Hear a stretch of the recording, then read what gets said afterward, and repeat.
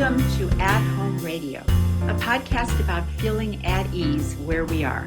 When we're comfortable or at home with ourselves, we're more likely to be understanding of others. Today's conversation is with Andrea Kott. She's the author of Salt on a Robin's Tale, an unlikely Jewish journey through childhood, forgiveness, and hope. Andrea, welcome. So happy to see you today. Thank you. It's really an honor and a pleasure to be here with you today. I know it's fun to be face to face. I know. Really talked a lot on the phone, but here we are. Yay. So thank you again. So anyway, your memoir was published in May by Blyden Square Books. Right. So if you don't mind, could we start out with an excerpt? Absolutely.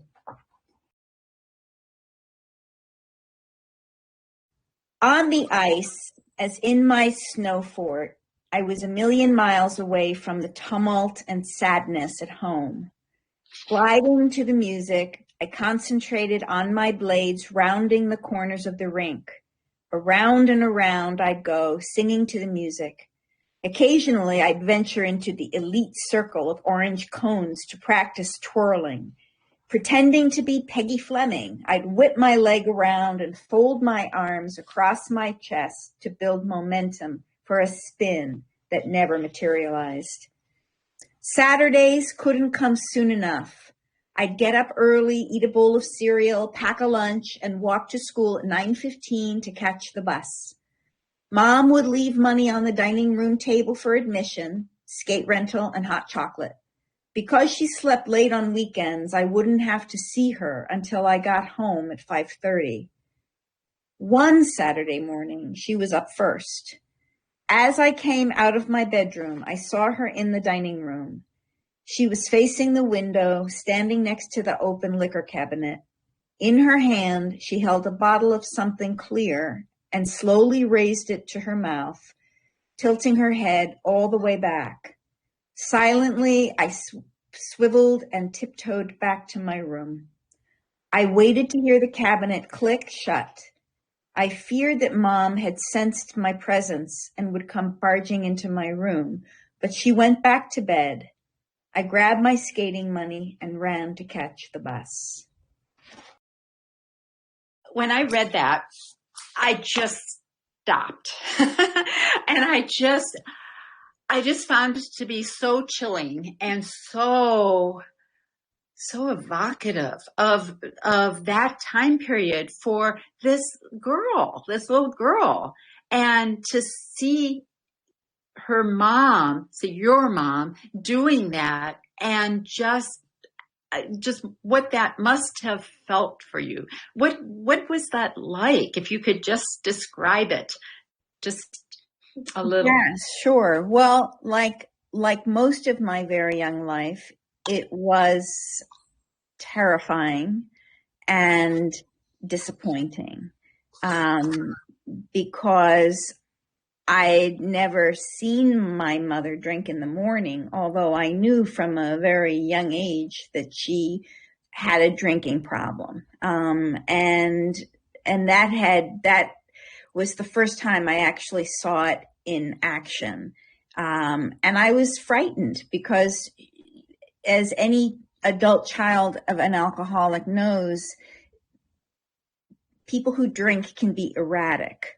And so there were times when my mom was loving and kind, but there were also times when she was cruel and abusive. So seeing that was a reminder that I never really knew who was going to be on the other side of the door. Yeah, wow. Well, we'll talk more about your book, and it is your first book, your memoir. But I'd like to talk just a little bit about you, if you don't mind. You have a Master of Public Health degree. You're a freelance public health writer. And in addition to your memoir, you write essays for the publishing platform Medium.com. You and your husband, Eric, live in Sleepy Hollow, New York. You recently celebrated your 27th wedding anniversary, and you have 2 adult children. Sophie and Ben, and a new puppy. So, Andrea, you had a tumultuous childhood. What helped you to persevere and become a well-adjusted, accomplished adult? Wow. You make me sound better than I think I am. Well, I think the first thing I will say, with no shame, is decades of therapy. I'm a believer in good therapy. So I think, that pulled me through. But even more important, I think also my relationship with my brother, Stephen, who was the younger of my two brothers, was formative. He was my backbone. We were very, very close. And even though we were 15 years apart, because he and my other brother were from my mother's first marriage, there was a friendship between us that was very unique. So even that when I was 5, he was 20, we were friends. And he always had my back, but he never indulged my fear or my insecurity. He just pretty much taught me how to pull myself up by my bootstraps and keep going. So a lot of my inner strength came from him. And I think also there was an internal determination that I've always had, which is probably part of my wiring, probably also comes from my mom, is that I don't quit. It makes me, I'm a perseverant person. I can also be pretty stubborn, but I don't give up. And I think that's partly just the luck of the draw in terms of my genes. Yes.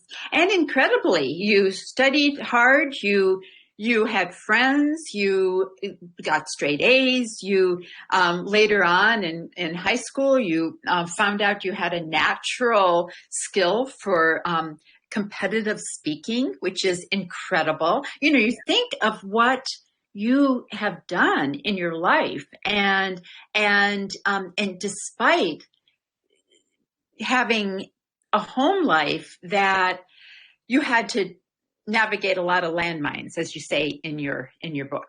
Yes. Well, also when a child grows up with a parent who is emotionally unavailable, that child has to find a way to validate herself. So I had to validate myself because my mom wasn't available to validate me nearly as much as I needed her to. So the only way that I knew how to validate myself was to form and join the Overachievers Club.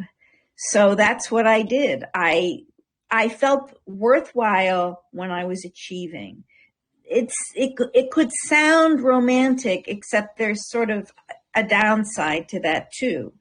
So straight A's, competition, excellent. I'm an excellent swimmer. All these things that I learned how to do very, very well. The downside, of course, is when I wasn't achieving, my sense of self would fall down to the ground. So, but all of that accomplishment really was a way of making myself feel like I was okay. Yes.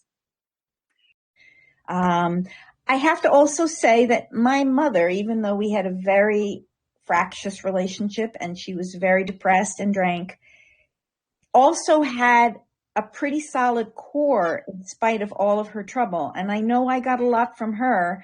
I know that she inspired me with a game that she used to make me play. It didn't feel like a game at the time, but to get me out from underfoot, she would say, go put salt on a robin's tail. And of course, that's the title of your book. Exactly. And she just wanted me to get out of the house. So she'd give me a salt shaker and she'd say, if you can sprinkle salt on a robin's tail, it'll stand still for you. And I believed it. And I would run up and down the street for an hour trying to do it. And of course, I never succeeded. But the point is that she sort of helped me believe, or at least learn to hope for the impossible. And so between the two of them, I think I developed a real sense of perseverance. Yes. And we'll talk a little bit later about the paradoxes of your mom. In this book, you recount some very difficult parts of your life with her. And in addition to those difficult parts, you have incredibly charming passages. I love your writing. One of the passages that I truly like is about an encounter you had with the doorman at the apartment building where you and your mother lived. This was actually earlier in the book than the the excerpt you just read. He comments when he sees you with the shaker of salt. Please read that excerpt. Thank you. Yes, I will. This excerpt is actually from the time in my life when we had moved to an apartment house after I had lived in a private house for most of my life. And this excerpt actually explains the title of the book, Salt on a Robin's Tail. When my mother wanted to get me out from underfoot, she used to give me a salt shaker and say, go out and find a robin. And if you can sprinkle salt on its tail, it will stand still for you.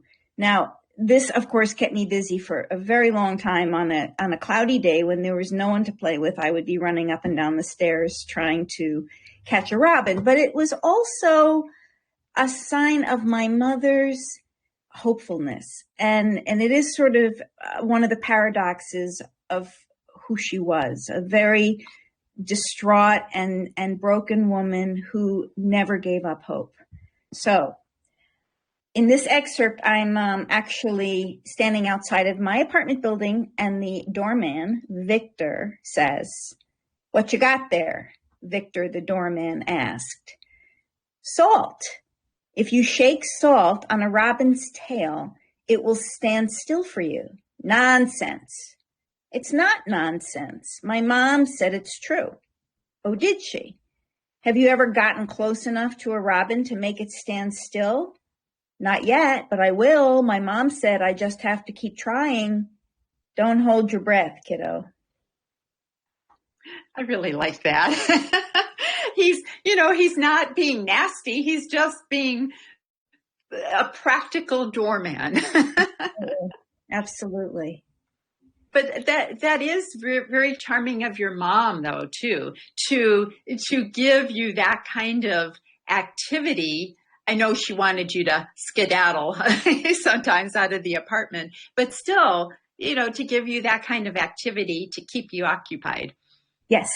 And it's amazing how long I believed that myth, actually. Probably up until I was 7 or 8 years old, I really did believe it. But, I believed in the tooth fairy too. So, Well, don't we all need to believe in things? Absolutely. Sure. Absolutely. So a whole lot, and we'll get into some of the other paradoxes of your mom. I mean, that was one of them about hope, but she has many. You have many good things to say about her. Well, you recount very difficult parts of your life with your alcoholic mother. Along with that, with those difficult times, you have many charming passages. One of them you read with Victor, the doorman. And this is another one of my favorite excerpts. And if you don't mind, I would like to read it because it's so much fun. Long before I saw the popular Western depiction of God as an old, long, white-haired and bearded man in robes, I envisioned him as a composite of my 3 favorite handsome men: Ken, Barbie's boyfriend, Paul McCartney, and my brother Roy. I was just delighted by that. And that comes early on. And there are many, many excerpts like that lighten and show the poetry in your writing, and the way you connect with your reader. And certainly, Ken, Barbie's boyfriend, Paul McCartney, and your brother Roy. I mean, who doesn't have, those kind of idealized people in their lives? Right. Even if they may not all be real. Right. No, I had a serious crush in one form or another on all those males. Yes, I absolutely did. And as much of this book is about, I think from a very young age, I was also really attracted to, but struggling with the notion of God. I grew up in a Jewish home, and in a very atypical setting, and in a setting that contradicted the stereotypes of what it meant to be Jewish. My stereotypical image of a Jewish kid wasn't a girl who grew up with an alcoholic mother, a single parent, and who ultimately landed on welfare. And so that whole journey also includes how do I believe in God if I don't even know that if I fit the profile for being a Jewish person? Yes. Yes. And you spent a lot of your time trying to reconcile all this and feeling shame, feeling maybe more than anything, it's a loss when your mom stops doing the few rituals, following some of the high holy day rituals that she did early on. There's a sense of why, and you never really get those answers from her. It was a serious loss for a couple of reasons. One is because when my mother was observing the few rituals that she did observe, she was a very kind, calm, and loving person. Those rituals meant something to her. And to see her light candles or to cook a special holiday meal or to pray was an oasis for me. It not only made me feel unafraid of her for that short period of time, but it also made me feel as if maybe there was a place for me in a spiritual way. I could pray, I could believe in something. So it was a loss. It was also a loss because as I got older, I had no vocabulary for prayer. And I had no vocabulary for what it meant to be someone who came from my tradition. And I felt rather lost. Right. And you never, you attended others' celebrations of their adulthood, the bar and bar mitzvahs, but right. You never had one of your own. No. I never even walked into a synagogue until I was about 40 years old. Wow. Yes. So, and I really loved your time at camp when you actually really knew the songs, and was it Baptist? Absolutely. Yes. That you knew those songs. You didn't know music from your own tradition, quote unquote. Absolutely. I knew all those Baptist Sunday songs, and I was pretty much thinking that maybe I would be a Baptist for a while. So It was very comforting music to sing on a Sunday morning in church. Yes. And really thrived. And the interesting thing is that when you went to church, went to camp, you cried the first 2 weeks. You missed your mom, you missed home. No matter how difficult home was, you were used to it. And then you thrived at camp. And I just found your resiliency to be so excellent. It took a while, but not really that long, but you stuck it out and then you thrived. I consider myself a survivor of sorts, which is one reason why I wrote this book, because I think there are many kinds of survivors in the world. And I wanted to give an opportunity to all those different survivors out there to find relatable experiences. I survived so many different experiences as a child, and ultimately they all made me stronger, and they all made me insightful, and they all made me, I think, a pretty good mom. Took a while. Yeah. Well, it always does, doesn't it? We have our missteps in life. So you say it's one of the reasons you wrote Salt on a Robin's Tail. What were some of the others? There were some difficult years, even after I married and had kids. And I don't want to give away the store for your listeners. I don't want to tell them what was difficult, but we had some difficult years in our family. And because of my history.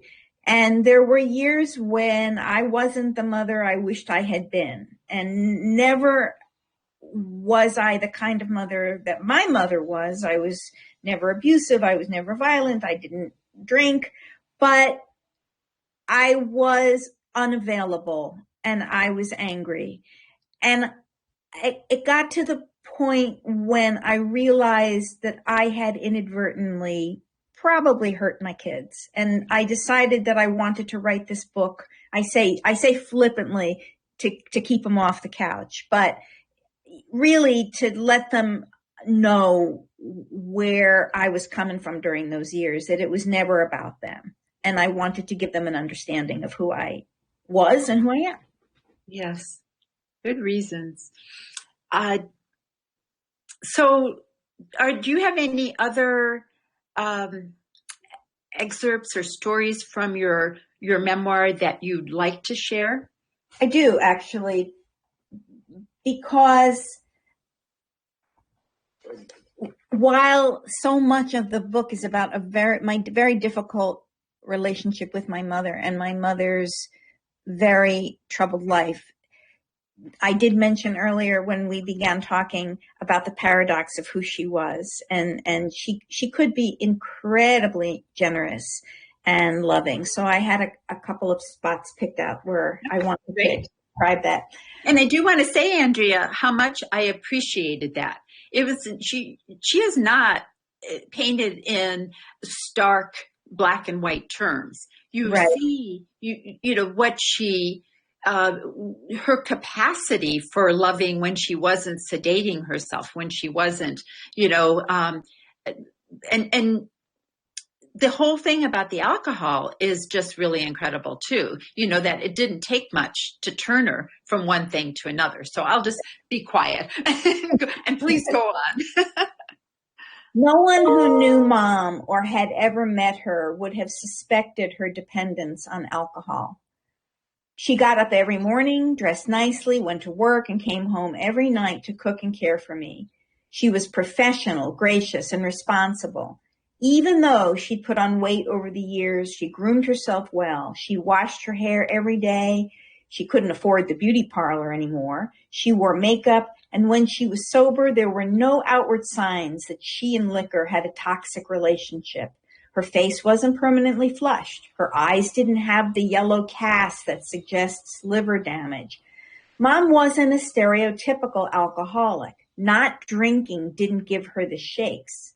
Nevertheless, in her body, liquor was poison. Any amount was too much. Alcohol did more than relax my mother. It stripped away the inner controls that kept her anguish and fury in check. It turned her Dr. Jekyll into Mr. Hyde. She'd take tiny sips, savoring them like water in the desert. But after those first few sips, any speck of pleasantness in her melted, like the ice in her drink. She became raw and reactive, a live wire stripped of its rubber casing.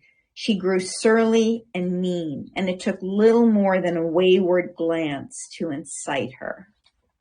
Wow. Maybe at this point, if you'd say a little bit about her background and the huge, huge loss in her early adult life. Well, her parents divorced when she was 16, which was a huge trauma for her because she loved her dad very much. She didn't get along well with her mother. And so that was a loss when her father had to leave the house. But the biggest trauma for her was that she lost her first husband, who was the father of my brothers, to cancer when she was 29 years old. She had only been married 9 years. My brothers were 5 and 7. And he died. And I think that she never recovered. And 10 years later or so, she married the man who would become my father, who turned out to be a batterer.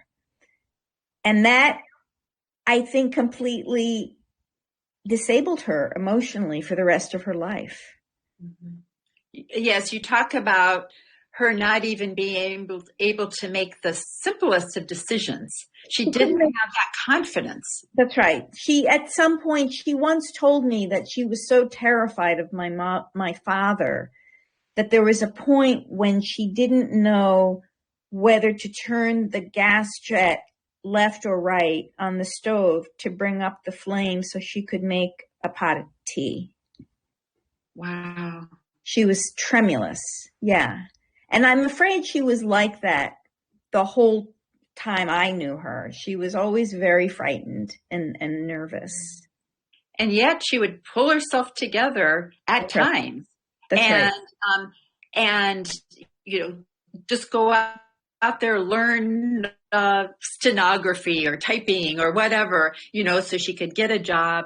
And she would go out and do these things. And when she had a little bit of money, she was generous. She'd surprise you with some things, that you wanted, okay. or different, like the bell bottoms, you really wanted that. And, you didn't get the go-go boots, but, but you got the bell bottoms. Yeah, I got the bell bottoms and the chain link belt, the coin belt. But yeah, she had this saying, no matter how bad of a day she would have, she always said, tomorrow's a new day. She always said that, no matter how upset she was or how frustrated or frightened, she always said, tomorrow's a new day. And she tried to talk about a survivor. She was a survivor. And she was a good cook. She was a phenomenal cook. If you like Hungarian food. a lot of organ meats and organ meat. Well, that was poverty, right? We ate a lot of organ meat because we were poor. Yes. But she could be very creative. Yeah, absolutely. Yeah. And that's a very nurturing thing. To cook for people, is nurturing. Though at times, at one point in your book, you say that her givingness was also part of her selfishness, because it wasn't necessarily what somebody else would want, but is what she wanted to give. That's true. You couldn't say no to her ever. And if you didn't eat seconds or thirds of whatever amazing meal she had made, she felt wounded. Yeah. And she didn't hide that either. Mm-hmm. So people pushed themselves away from her table feeling rather stuffed, uncomfortably so. Yes. Yeah. Mm-hmm. Was there anything else you wanted to say about your mom before we get into the writing part of it? Was there some other points that you wanted to bring? I did mark an excerpt about her supportiveness for my writing. I don't know if you want me to read that now or you want me to hold off on that for a while. If that's okay.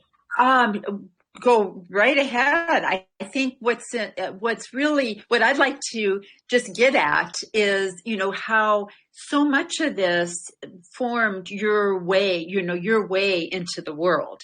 And I really, for as difficult as it was for you growing up, I so admire the girl and then the young woman who went, forged ahead anyway, and then became who she wanted to be. Yeah. Thank you for that. Well, I did have incredible support from my mother. And one of the things that made her so unusual is that she was a woman before her time in many ways. She never, ever said to me, you'll get married and have children. There was never that conversation. There was never that expectation. Her line, the rare times I didn't do well on an exam, she'd say, did you do your best? Of course I did my best. That's all I care about. She absolutely valued my happiness above all things, which was precious to me because she didn't have an agenda for me. her hope was that I would find a life and a passion that I wanted to pursue.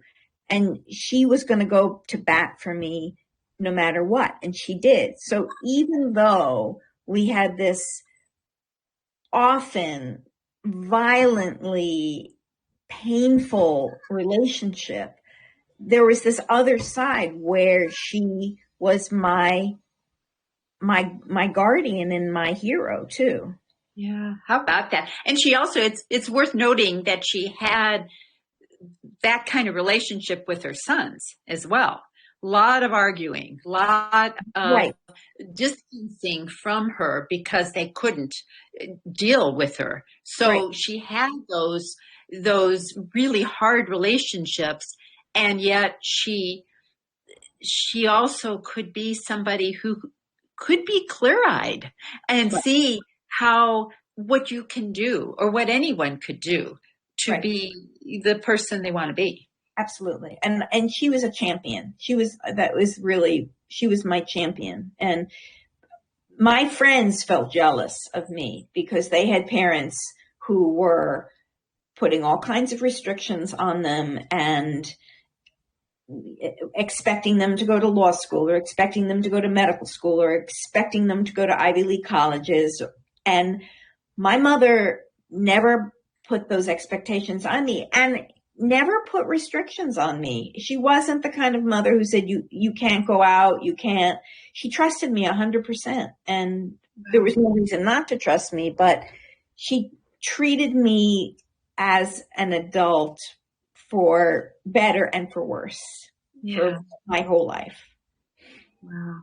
And I could understand the drinking, because when someone is ahead of her time, as she was, but the reality is coming up in front of her all the time, and she can't get to the side of it that is the more hopeful side on a regular basis. She's got to do something to, just to ease that pain. Well, as I said, she was nervous all the time. She was frightened. And I think she was really frightened that my father was going to find her. We left New York when I was 13 years old and moved to Southern California.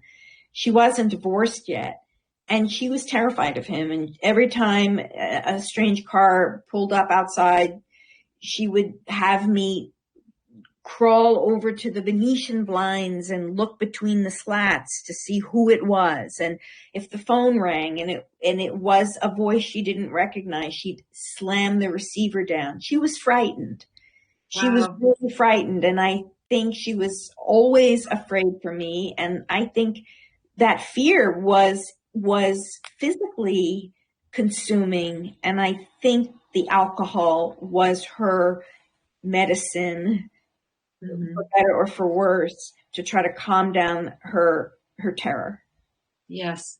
And you did not like your father either. You were afraid of him. I was terrified of him, but I only met him about 4 or 5 times in my life. And I think I inherited some of my mother's fear, but I did have a very traumatic experience with him when I was 5 years old. And he had promised to buy me a bicycle. And when we went to the toy store, he sort of changed his mind at the last minute. And when I asked about that bicycle, he yelled at me and smacked his hand down on the sales counter and whisked me out of the store and said, "We're going home." And it was so jarring. That experience never left me. I remember it to this day.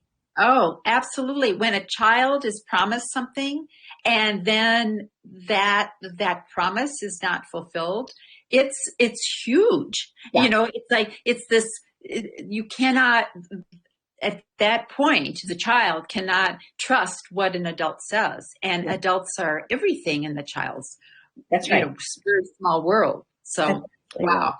Right. So anyway, would you like to read that excerpt that you... I would love to. If anyone knew about surviving trauma, it was my mother. She had suffered family upheaval, widowhood, domestic violence, and poverty, and still managed to take care of my brothers and me.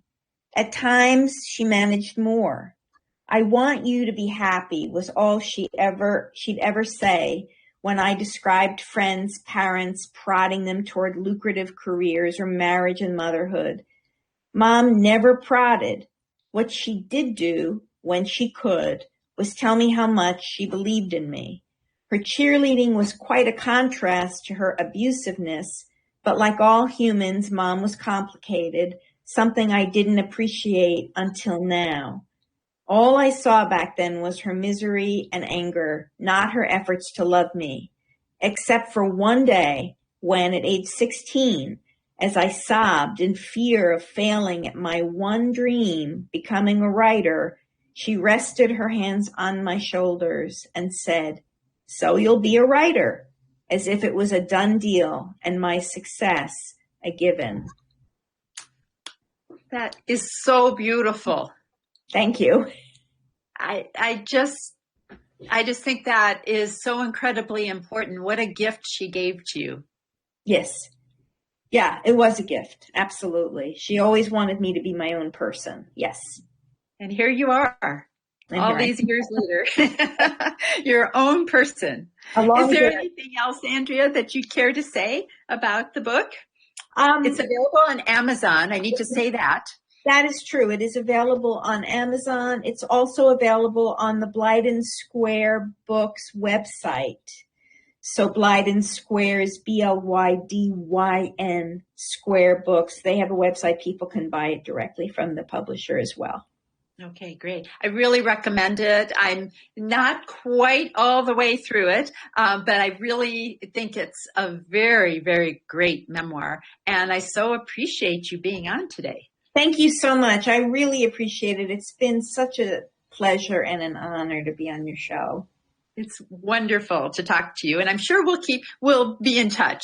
And many good wishes in your publishing adventures, Andrea. Thank you so much. Until next time, thanks for joining us. At Home Radio, creator and presenter, Kate Jones. Music, video, produced by Jonathan, the producer.